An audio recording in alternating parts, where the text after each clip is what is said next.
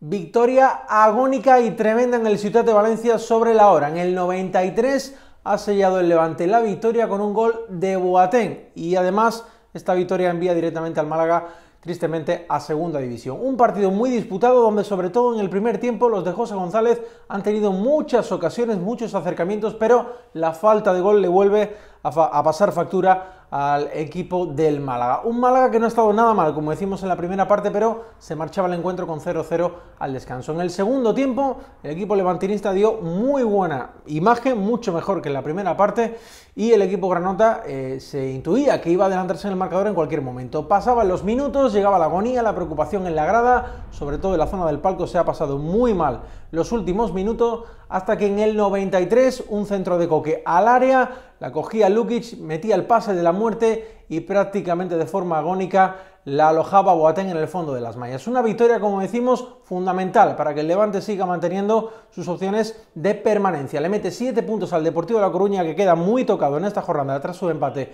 con el Sevilla, y como decimos, recordamos que el Málaga, tristemente, matemáticamente ya es equipo de segunda división.